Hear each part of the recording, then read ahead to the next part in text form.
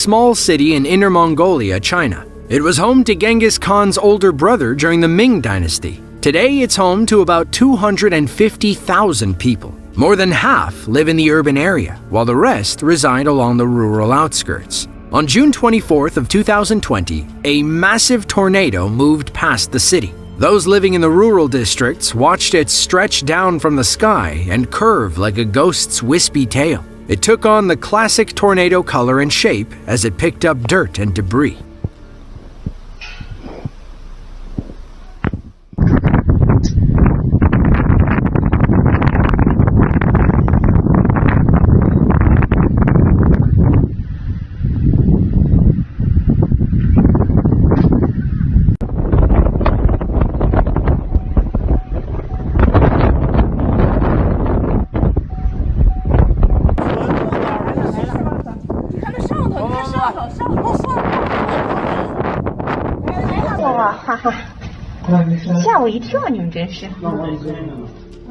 Look at how the tornado changes color and shape about halfway down. It can only pull dust so far up the column. From what we can find, the tornado didn't cause any injuries or much damage. It looks like it moved across the countryside and eventually petered out sometime later.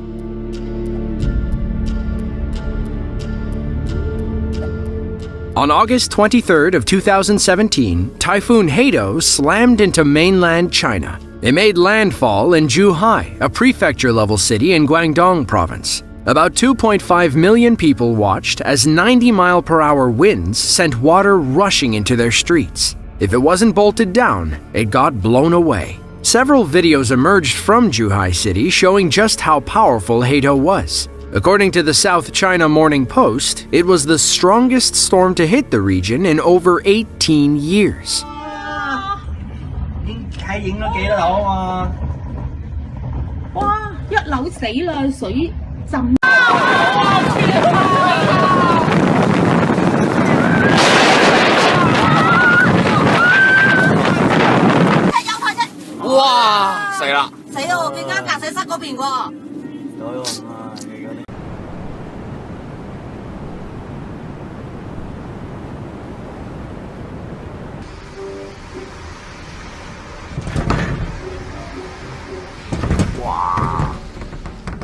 Zhuhai is a stone's throw away from Hong Kong. Both cities experienced severe damage thanks to Typhoon Hato. Hundreds of flights were cancelled, cars were up to their roofs in water, and low-lying areas were totally flooded. Skyscrapers usually light up the night sky in both cities. After Hato passed, though, everything went dark. At its peak, Typhoon Hato slammed into China with wind speeds topping 115 miles per hour. Several cranes blew off the sides of skyscrapers. As we see in the footage, it was enough to tip 18-wheelers like Tonka trucks. Once the storm subsided, people used canoes to navigate the flooded streets. In total, the storm caused about $6.4 billion worth of damage across southern China.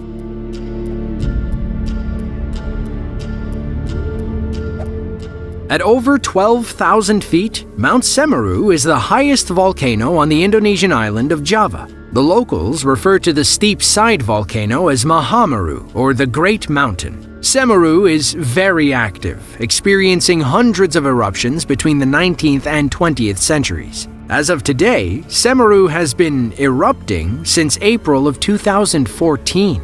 That eruption peaked on December 4th of 2021. It's believed that the lava dome at the summit crater collapsed due to heavy rain, sparking a massive explosion. It produced an ash plume that some suggested was 28 miles high. Other reports said it was much smaller, only about 7 miles high. Whatever the case, the locals living in the village below were in for a harrowing experience.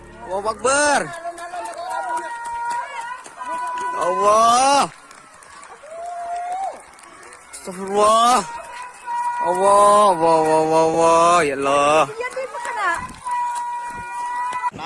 Lava ơi.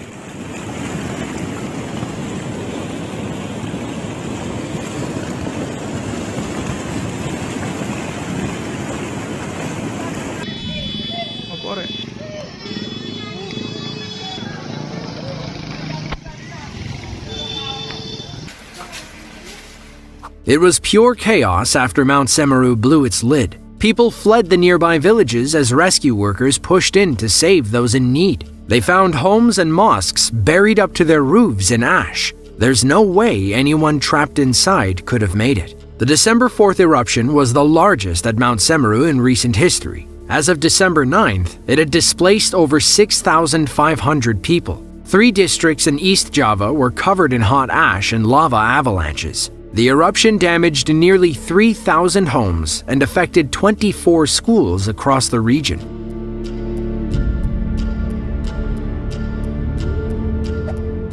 Lufeng is a coastal city in China, east of Hong Kong. It sits on the banks of the South China Sea, making them vulnerable to typhoons during the stormy season. On July 9th of 2015, the 10th named storm of the summer season slammed into coastal China. Even though Typhoon Linfa was only a tropical storm, a Category 1 typhoon at best, it still caused plenty of damage in Lufeng City. People struggled to stay on their feet, and loose objects got tossed around. Those who kept their footing were able to capture some stunning footage.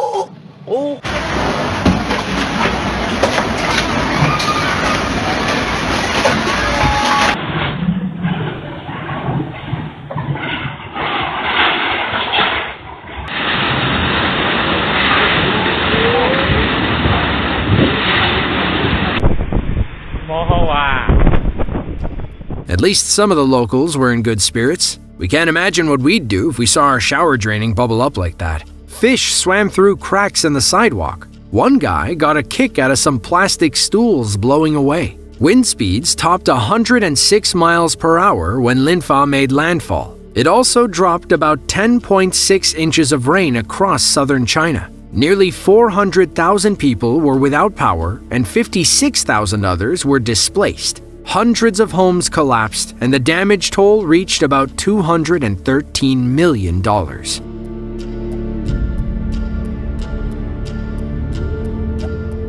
In June of 2022, Montana Lieutenant Governor Kristen Juras declared a statewide disaster due to catastrophic flooding in Yellowstone National Park. Heavy rain battered the Yellowstone area. That, combined with melting snow, caused widespread flooding throughout the region. Several roads and bridges were destroyed, along with a few unfortunate houses. Gardiner, Montana is a small community of about 800 people. They were among the most affected cities and towns during the Yellowstone floods. On June 13th, as the flooding finally calmed, a few locals gathered to watch someone's house float downstream. Here we go.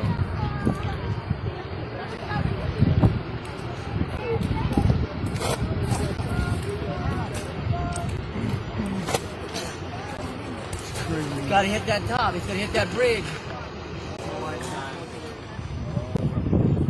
Yes. Look at that insulation. Oh! Just floor. I figured it's gonna stop. Ramon and Nicole Perez worked for the National Park Service. They'd been living in employee housing for the past 5 years. They and 4 other families couldn't believe their eyes when their home fell into the river and floated away. A crowd gathered near the bridge when someone spotted the Perez home. It had sunk down to the roof and almost made it under. To make matters worse, Highway 89 was completely flooded, preventing anybody from getting in or out of the town. Tourists were stuck, and locals couldn't get to the grocery store. Couples like Ramon and Nicole had to rely on friends for help.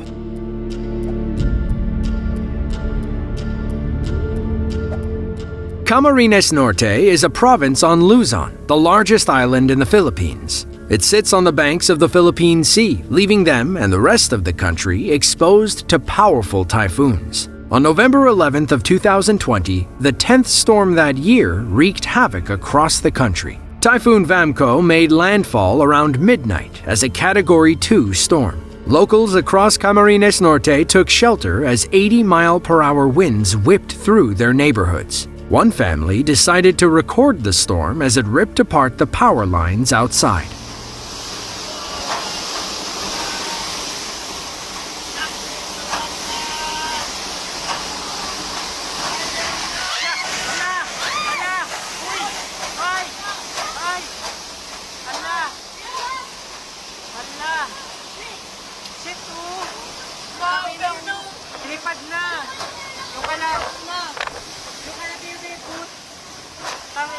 puto. Nakita mo? Oo.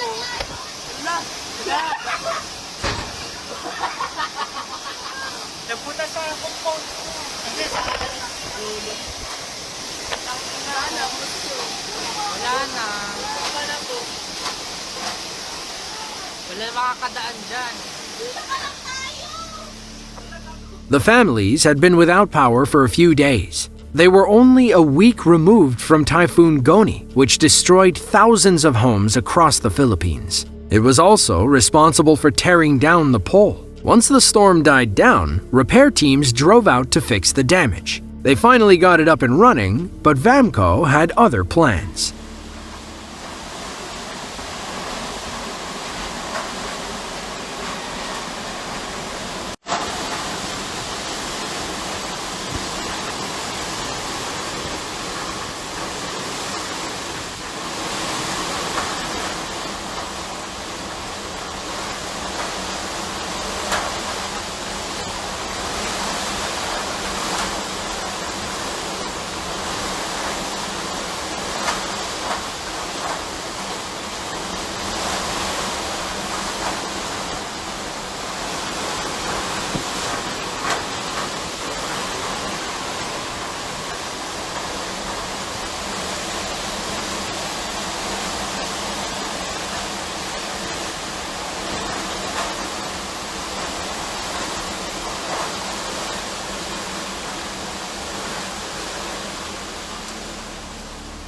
By midday on November 12th, hundreds of thousands of families throughout the city were left without power or internet. Many were stuck in their homes and unable to get food or supplies. In the end, typhoons Vamco and Goni caused hundreds of millions of dollars in damage. They were among the costliest in Philippine history. If you enjoyed this video and want to see another, then be sure to click